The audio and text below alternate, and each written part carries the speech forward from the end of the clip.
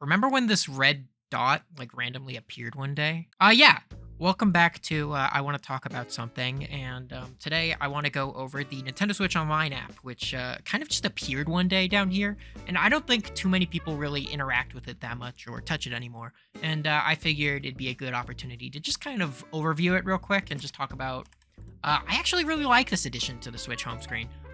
Generally, when I interact with a lot of other consoles, Xbox, PlayStation, when you turn them on, they're a little abrasive with how the game industry is doing right now, with like advertisements for GTA 6 is the big one, obviously, right now. Um, and just kind of being very loud about what's going on. The Switch UI has always been kind of nice and quiet. They don't do the thing where they like throw stuff onto your home screen without asking. Really, it's all kind of contained to just the eShop, the news, and this Switch Online app, which is actually pretty cool if you choose to open it. They've done a lot of stuff with it over the past few years, and I just wanted to jump into it and talk about it for a little bit. So right away, this is like the home landing screen, and I kind of really like the home landing screen. I think it's a really good kind of easy way to see what's going on in the world of Switch right now. And since Nintendo's not like super online savvy or like doesn't really have a lot of live servicey type things, it's not super loud and obnoxious. Recently they actually updated it to kind of autoplay some videos. So like right here, it's playing. There's a new Nintendo Music release with some of the Rhythm Heaven songs in it, and then you can go through it. There's Splatoon Raiders is having a Splatfest right now, which is actually why our app looks like this right now. I'll talk about that in a little bit. But just a nice little home landing screen that kind of tells you what's going on in the world of Nintendo. Again, I think what I like about this is it's just you can choose to engage with it or you can choose not to touch it at all. But it's very welcoming. It's quick is the other thing too. One of the big things with the Switch way back when was you'd have to wait for all of these different things to buffer and then load and stuff. And now it's kind of just here it is. Here's everything. I'm listening to Rhythm Heaven Groove music right now. Star Fox just came out. I haven't played it yet. The DK Challenge is, of course, the big thing that's going on until September, and so on and so forth, of all of the different things that are happening. I really like the home screen. I think just overall, the app is pretty snappy. It's a lot snappier than what I think I was used to with the Switch for a really long time, and I don't know if it's still the case on the Switch 1. I think it is, actually. This is just pretty welcoming and nice. The entire app also gets themed sometimes over events. That's new. They really only recently started doing that. So earlier, if I hover over the DK Challenge again, they actually have this nice little like Donkey Kong overlay. Like, yeah, see, there's Cranky down there. I think you can get like, yeah, Diddy, Donkey Kong, all of them can pop up down there. Right now, we of course have the Splatoon screen, and they like to do little Easter eggs too. So right now, if I hold down the trigger, let me go to a different page real quick. I'll shoot all the ink, and then I think we'll have somebody pop up here. Yeah, see, there's Shiver. Great. Shiver is my favorite. That was a good one to get. But same with the Mario Galaxy one they did a couple months back for the movie releasing. You could feed a bunch of like Lumas on the menu and it flip the theme over to Super Mario Galaxy 2 or Super Mario Galaxy, vice versa. Overall, it's a pretty welcoming little app, and it's not like I don't know. I'm just glad they put the work into it to make it fun. But if you if you don't want to deal with it, it's so out of the way. So let's also go through all of these other categories real quick. The DK Challenge I want to talk about a little bit extensively later. But starting with the Nintendo Classics. So, of course, this was kind of the big appeal of Switch Online when Switch Online first came out. It started as basically just the way that you got access to NES games on your Switch. Of course, it's been updated over the years, Super Nintendo, all of those games at the top. This is probably the best way you could play these, aside from other means with other means in italics, or playing on other things, but it's definitely the best version of the Virtual Console we've ever received, in my opinion. The suspend and rewind features are always there. And this little menu here is actually pretty great. If I was a kid and my parents paid for my Switch Online or whatever, this is like an awesome catalog of games. Even discounting the expansion pass stuff, only having access to these last three, this is still a lot of content. And actually, I don't know if you guys knew this, but each of these games have their own little store pages, which is really cool. And they didn't need to do that. So all of them play videos and like highlight what the games are about. So if you are like trying to figure out, oh, I'm like 5 years old and I don't know what to play on my Switch, and oh, Metroid, click on Metroid, check out the little video, be like, oh, whoa, I love sci-fi and dead scientists in a facility. I gotta play this Metroid game. That's great. I think a lot more effort put in here than I'd expect from something like this. I was expecting more of just like a history section. It shows the year the console was released, and then you can also click on it and get like all of the details. I don't know. It's a pretty fun little portal into that retro side of Nintendo, and if you do want to do if you do want to dig a little bit deeper into that, you totally can. It's pretty cool. The other cool thing that they did with the Switch Online NES and SNES releases in particular was they did this little special edition, which is you can tell by the little like red banner thing that's kind of over some of these games. These are only on the NES and SNES. I wish they did them a little more and started bridging them into the N64 games. But the big thing about them is they are effectively modified save files you can load directly into that kind of let you experience the game in a specific way. So for Kirby's Dream Course, this is a good example, where if you wanted to play some unlockable courses in Kirby Dream Course, but you didn't want to, sit down and grind the single player mode for whatever reason, you can just load up this specific save file, which has all of them unlocked. It's really cool, like a Game Sharky code kind of thing, and especially if you're just trying to revisit a game, or like, for example, the Metroid one's great too, because it just loads you straight into like right before Mother Brain, like with all of the upgrades unlocked. And if you just want to experience the final fight of that game, you totally can, and you don't have to play through the entire game beforehand. I know that's a little like Gen Z, like attention spanny, but it is kind of nice for when you're trying to revisit a game, but you don't want to do the whole rigmarole of getting through the entire game to get to a certain point. These are really cool. It's not really something I would ever expect from Nintendo too. I think they're kind of super stingy about how they want you to experience their stuff. And I don't know, it's just a nice little feature that I hope they keep on utilizing more and more. My favorite SNES game is Mario Picross. Make sure to go play this. This is great. You put in little boxes and numbers, and I just love Picross. So make sure to check that out. All right, missions and rewards. So this is the like really exciting one to me. Not because it's all that notable or it's nothing crazy. Nothing here is like life-changing or crazy.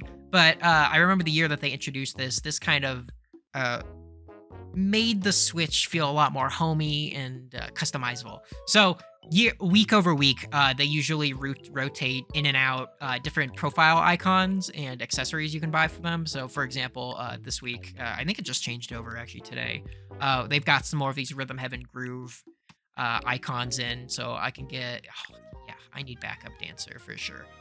And then you can get different backgrounds, and you can really kind of go crazy with customizing. And they cost the platinum points from the My Nintendo account, which we'll get there when I go into missions. But this was always like a really great way to add like little customization and like quote unquote FOMO. But realistically, it's just kind of, if you're excited about a game, you're probably playing it, and whenever the event is happening for those icons, it's usually right around the game came out. So like Star Fox came out 2 weeks ago, and they still have icons in rotation for this. It'll probably get replaced with Splatoon in like 2 weeks when that comes out. But they always rotate these in and out every week. Even some older ones are available a lot of the time. So like, Splatoon 3 is available again. You can go back and get the Mario Odyssey icons, Animal Crossing, so on and so forth. But let me show you this like little icon creation engine thing they have going. Because for a long time, we just kind of had the Switch icons. We just had the Switch icons. And the Switch icons are great, actually. They have a lot larger of a collection than I'd expect of these. And these are just like the base icons. You don't need anything to get any of these. And these are pretty good. But I remember on launch, they definitely didn't have this many options. And so it felt kind of like, yep, that guy's Guardian from Zelda. That guy's Link from Zelda, so on and so forth. But since like every single major release gets an icon on the Switch Online shop, there's like a nice variety now of people running all kinds of goofy different icons from all of these games that Nintendo's been putting out over the past few years. Just a really nice customization feature. And then the other great thing is you can really mix and match with them.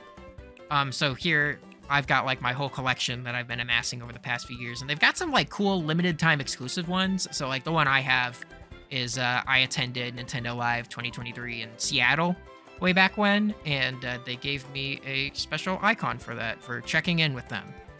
Was that necessary? Will I ever want to run the Nintendo Live 2023 profile? No, not at all. But it's like a fun FOMO thing that's not really FOMO, because I really don't think you shouldn't be losing sleep over missing out on the Waddle Dee player icon or the Mario RPG Shy Guy icon, because there's always going to be a new one. I like changing mine to usually match the game I'm currently playing. So right now I'm this funny little Rhythm Heaven Groove guy. There's the Mr. Saturn, which is a profile picture I like to run sometimes. Xenoblade, which I was really enjoying. A lot of Galaxy icons, because there's just been a lot of Galaxy in my life recently. I don't know. It's a fun little thing. And then the other thing they use it to do is to get you to play some old games. So sometimes they'll rotate in old concept art, actually, from like a lot of the older games, which is really cool. So, for all you Clu Land fans out there, which I'm sure there's a ton of you, you can actually get Clu Land icons, but you can only get them by playing the Clu Land game, which is, I don't know, just a fun way to kind of make it into almost a book club kind of event, where it's like, oh, this week is Mario vs. Donkey Kong for the GBA, or Kura Kura Kurin. This is a weird selection this week for Clu Land and Kura Kura Kurin. But my point is that it's a good way to get you to kind of visit those, or like if you want, I know the other week there was this guy, this bird fella from the Game Boy Advance release of Super Mario Brothers 2, and I wanted him. So I ended up booting that up and playing that through. And it's just a good excuse to kind of get you to engage with those classics more, because you'll forget about them a lot of the time. Anyways, pretty easy there. I really do really like the icon elements, and I think it's a fun, pretty lightweight reward. The platinum points, which I guess are your Splatoon eggs because of the Splatoon theme, have never been hard to get. I don't remember ever going below 1,000 like in the entire time I've had in my Nintendo account. They're super easy to get. We can check out the missions here. They're very just like, yeah, see, play Clu Land, play Kura Kura Kurin, open Animal Crossing, back up your save data once per week. So it's literally just like open your Switch and you'll already get like, I think like 80 or something. Because some of these give, 50, 30, 50, 100. The only one that kind of like rubs me the wrong way is that Animal Crossing one. I don't know if that'll say a different title if you don't own Animal Crossing. Of course, Animal Crossing is like the 50% attach rate or some stupid number for the Switch, so probably everybody has it. But regardless, it's just a cool way to get you to engage with the system without being interruptive. And that's kind of my big point about Switch Online right now, is that a lot of the time on other platforms, they really want, it's the engagement numbers game, right? Where it's like, oh, you have to like log on and play this much, or like check out this thing. I think it's very loud with its like online integration, while Nintendo is a lot more tempered. It's the profile icons, and that's really all that's gonna quote unquote distinguish you from your peers on your friend list, if that really matters to you all that much. Anyways, let's keep on moving here.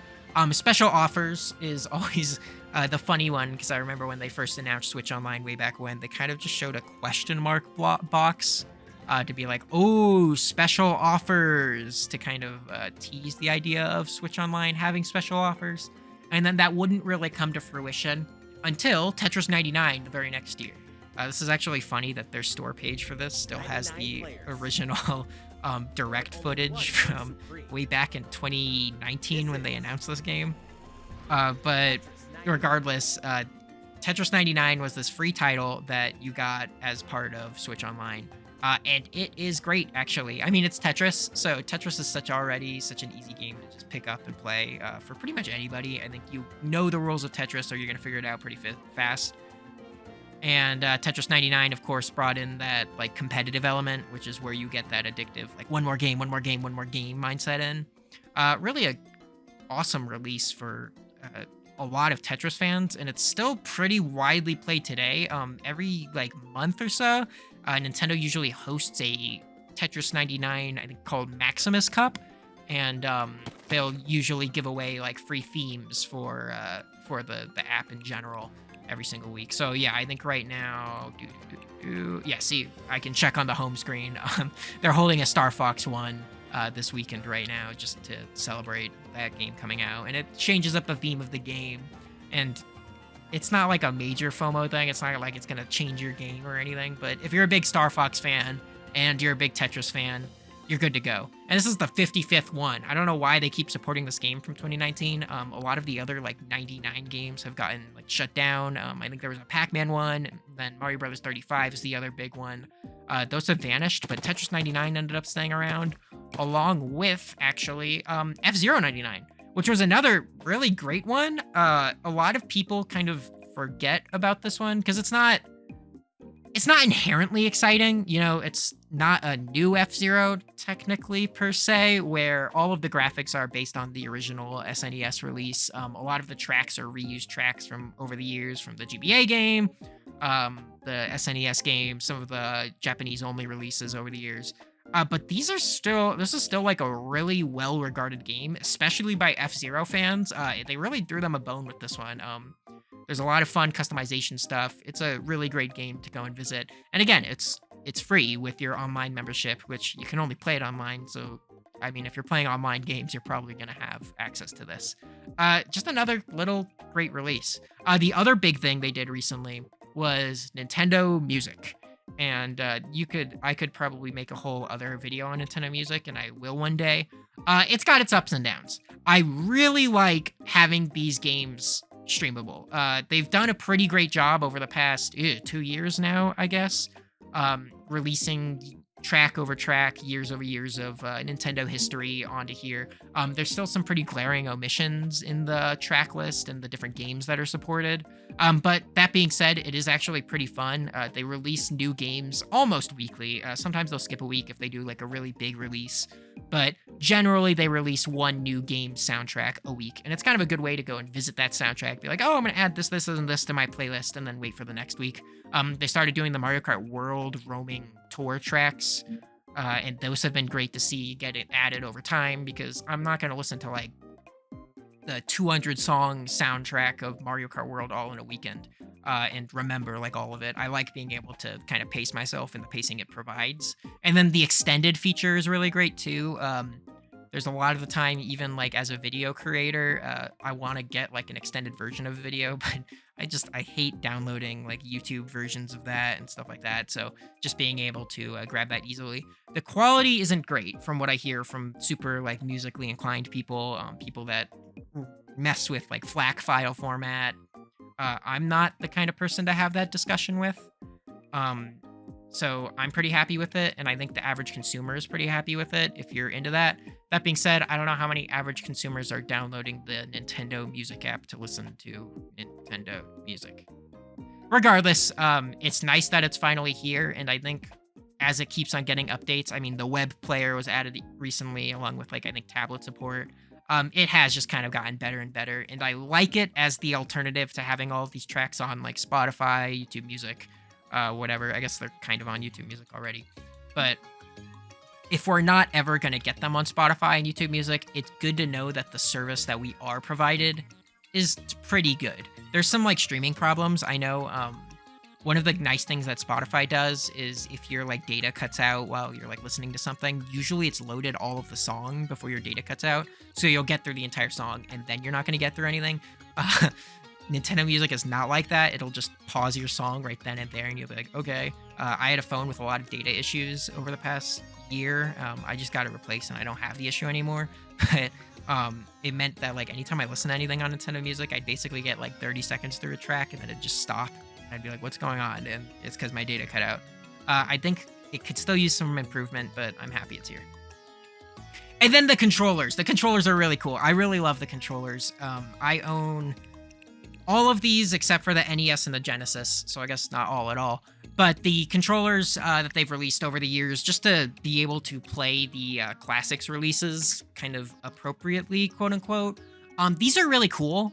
They're basically just official controllers, like modern versions of these controllers, which is really hard to get considering you're not going to ever buy any of these in like new packaging anymore. So it's really nice having these just available to use. I have never been able to complain about like the build quality on any of these. They're all great. They're the best ways to experience the classics line. I think if you watch my stream of both Chibi Robo, which will continue soon, hopefully, or my stream of Kirby 64, both of those were played using the original controllers, and they're really great. The build quality's awesome. The price is a little bit steep. I want to say they're like around like $40 to like $80. I think the GameCube one's pretty steep too. I don't remember what it is. If I put it on the screen now in editing, it's probably pretty bad, especially the Virtual Boy one. But again, like I think if you're a hardcore Nintendo fan, are the only people that are gonna buy these. They're not like producing them in bulk. They usually sell out pretty quickly, and you'll have to wait for a restock. And then like, what I do is like I stalk like Twitter accounts that notify me. Oh, hey, so and so just released. They just did another drop of this specific thing. These are great. Pick them up if you're into it. If you're not, that's okay. Online play, the app. I mean, obviously, these are the featured games with online play. Are these all my games? Do I own all of these? I think I own all of these. I saw Scarlet on there earlier, and I don't have Scarlet, but I own all of these. Anyways, the online's fine now. I really don't have as many issues with it as I did once upon a time. I remember Mario Kart 8 was like the big, like, bad example of like Switch Online issues. I think those got pretty smoothed over the years, and the rest are pretty good too. I really haven't had that many issues with any of these. Actually, Mario Maker 2 was pretty atrocious. But again, like $20 a year, and you're really not even paying for the online at this point. It's for the Virtual Boy stuff. But it does kind of suck that you have to pay. Like, there are times where I reconnect with friends and I'm like, hey, do you want to play, Mario Kart or whatever? And it's like, yes, but you got to pay so-and-so just to play together, which is stupid. But I guess it's the same price as a Chick-fil-A meal. So, weigh your sacrifices like that. The smartphone app is a thing that exists. This was like a lot bigger, I think, way back when we were still on the Switch 1. Now it kind of just hoaxes. Most recently, it got Zelda Notes, which I used in my Breath of the Wild streams. It's fine. It's there. I don't know how many people are actively like, oh, I'm gonna play Breath of the Wild and get my Switch out, and then get my phone out, and then make sure my phone is at full volume so I can hear the audio, and also use it to 100% the game. It's cool that it's there. I don't really get the big reasoning behind this, other than the fact that at one point the Switch's they try to keep the Switch UI pretty clean, and they don't want to bog down the console with stuff like this, and it's just a good way to interact with your stuff on the go. I know every once in a while I'll look up my Splatoon game history on any of these apps, where I'll be like, oh, what did I vote for in the chicken versus egg Splatfest in 20 whatever, and I voted egg probably, if I had to guess. But the smartphone app is really pretty superfluous. I don't remember it all that well. Save Data Cloud. This is an interesting one, because I'm really glad it's finally here, but also Nintendo did it in the Nintendo way, where you have to pay for it. I don't know how Xbox and PlayStation handle it, but I know, PC, Steam has been doing free cloud saves for years. I actually recently bought a portable PC alternative, and it's been really nice just jumping from my save files from my PC straight onto there and back and forth. It makes it very easy. The backup save data made transferring between Switches. I've gone from my original Switch to a 2019 model to an OLED, all the way to my Switch 2 without issue for the most part.